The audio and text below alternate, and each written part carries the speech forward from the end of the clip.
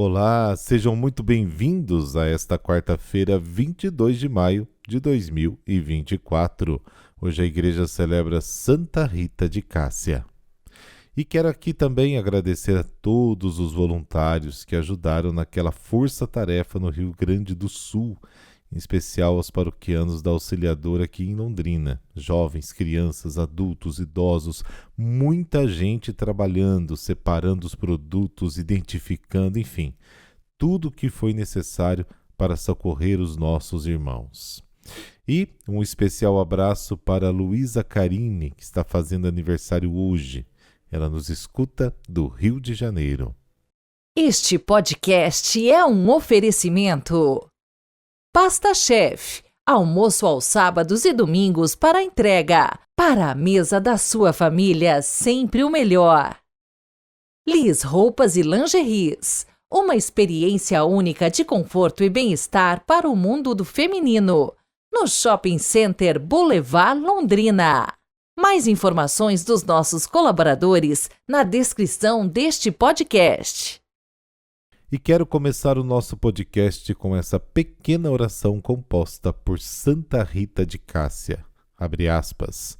Ó amado Jesus, aumenta minha paciência na medida em que aumenta os meus sofrimentos.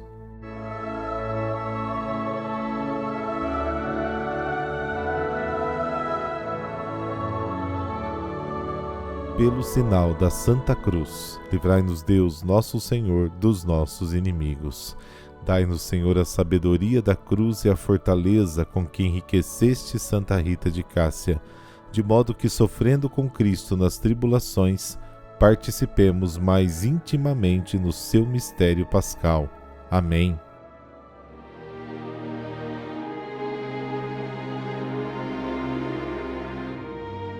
Marcos, capítulo 9, versículos de 38 a 40. O Senhor esteja convosco, Ele está no meio de nós. Proclamação do Evangelho de Jesus Cristo segundo Marcos. Glória a vós, Senhor. Naquele tempo, João disse a Jesus: Mestre, vimos um homem expulsar demônios em teu nome, mas nós o proibimos, porque ele não nos segue. Jesus disse: Não o proibais, pois ninguém faz milagres em meu nome para depois falar mal de mim. Quem não está contra nós é a nosso favor. Palavra da salvação. Glória a vós, Senhor.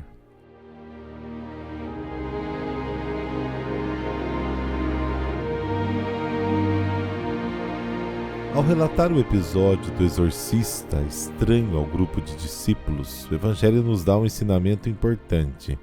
Ao longo do tempo, muitos cristãos acreditaram que detinham o monopólio de Jesus e, como resultado, correram o risco de serem intolerantes. O primeiro dever daqueles que têm autoridade não é proibir fazer o bem. O bem em todas as suas formas não é um monopólio daqueles que estão no poder ou daqueles que se sentem maiores que os outros. Fazer o bem, afugentar os demônios, é um direito e um dever que cabe a todo ser humano. Jesus e o Espírito Santo estão presentes onde quer que se faça o bem e, portanto, também fora da comunidade visível da Igreja. Por trás da reclamação de João, vemos claramente o egoísmo do grupo, o medo da competição, que muitas vezes se disfarça de fé, mas na realidade é uma das suas negações mais radicais. Muitos demasiados apoiadores meticulosos de Deus apoiam-se realmente em si próprios, ou nos seus interesses, ou nos interesses do seu grupo. Na passagem anterior do Evangelho, Marcos capítulo 9, 33 a 37, os discípulos se dividiram entre si em nome do seu próprio ego. Aqueles se separam dos outros em nome de si mesmos. O nome de alguém, individual ou coletivo, é um princípio de divisão. Só o nome de Jesus é fator de unidade entre todos. O egoísta é vítima da inveja, que é filha do egoísmo e mãe do orgulho. Transforma a vida no inferno porque produz um sofrimento proporcional ao bem invejado, até o sofrimento infinito diante do bem infinito, que é Deus. É por isso que a Bíblia nos ensina: a morte entrou no mundo pela inveja do demônio. Sabedoria, capítulo 2. O amor é a dádiva, a inveja, ao contrário, é o desejo de possuir tudo e todos, e, portanto, destruir a vida de tudo e de todos. Egoísmo, inveja, orgulho podem ser tanto pessoais quanto coletivos. O pecado original do indivíduo é colocar-se no lugar de Deus. O pecado original do grupo é colocar-se no lugar de Deus também. A igreja não é constituída por aqueles que nos seguem, mas por aqueles que seguem a Cristo, conosco ou sem nós. A motivação dada por Jesus: não o proibais, porque não há ninguém que faça milagre em meu nome e logo depois possa falar mal de mim. Não é oportunista, mas quer fazer com que os discípulos entendam como uma atitude não é razoável.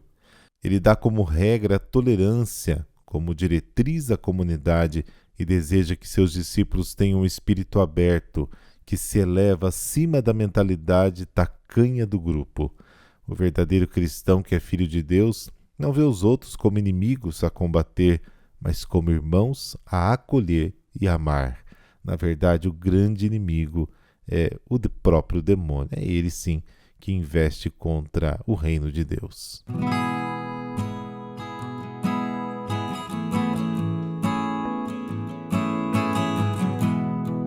Santa Rita de Cássia, Margarita Lotti, nasceu em 1381 na periferia de Roccaporena, perto de Cássia, região da Umbria, na Itália. Era filha única e foi apelidada de Rita.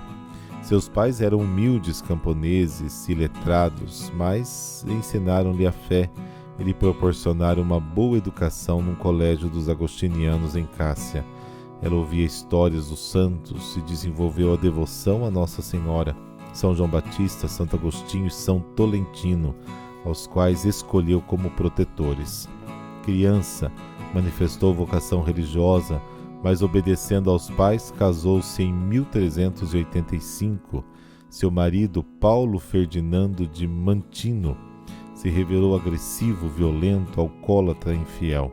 Mas sua paciência, resignação, caridade e orações acabaram por convertê-lo ao longo do tempo, e de tal forma que outras mulheres casadas vinham se aconselhar com ela.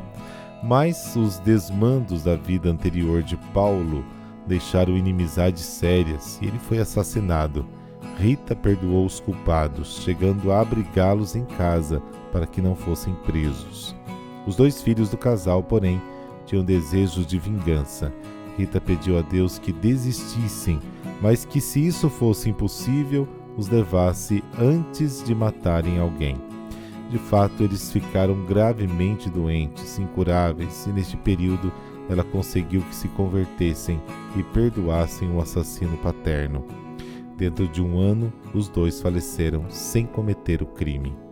Viúva, Rita, aos 36 anos, pediu admissão ao convento de Santa Maria Madalena de Cássia, das Agostinianas, mas foi recusada, porque as religiosas temiam por sua segurança, sendo Rita viúva de um homem assassinado e assim talvez perseguida. Rita rezou aos seus protetores e, afinal, as famílias envolvidas na morte de Paulo fizeram as pazes e, enfim, ela conseguiu entrar na vida consagrada.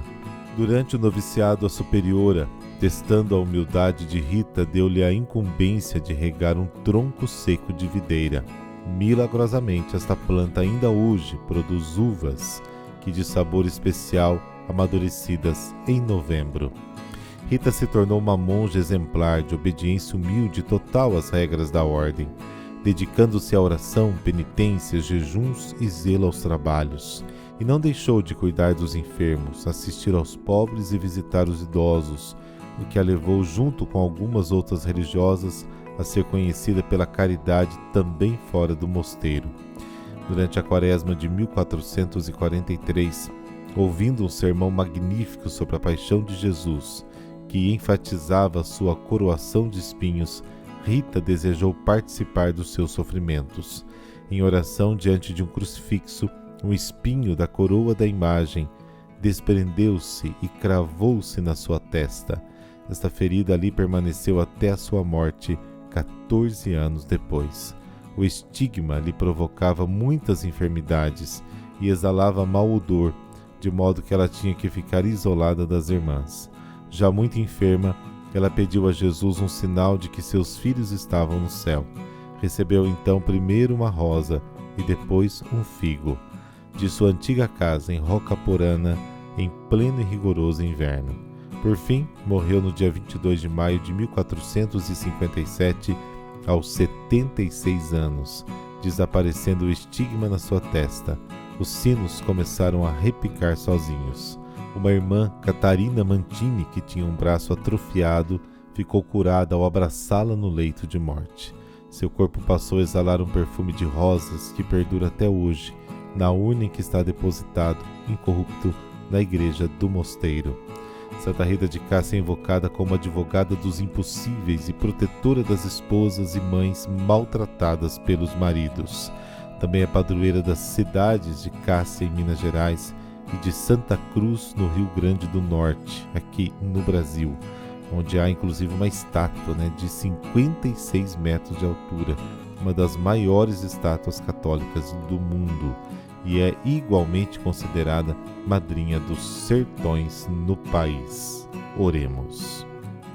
Senhor Deus, que sacias a nossa sede de vida infinita através do vosso próprio sangue, concedei-nos pela intercessão de Santa Rita de Cássia transformarmos com a vossa graça os espinhos desta vida em frutos de amor e imensa caridade, para que o bom odor das nossas obras apague o fedor das chagas que produzem os nossos pecados. Amém. Por intercessão de Santa Rita de Cássia, dessa bênção de Deus Todo-Poderoso, Pai, Filho, Espírito Santo. Amém. Boa quarta-feira para você e muitas graças para o seu dia.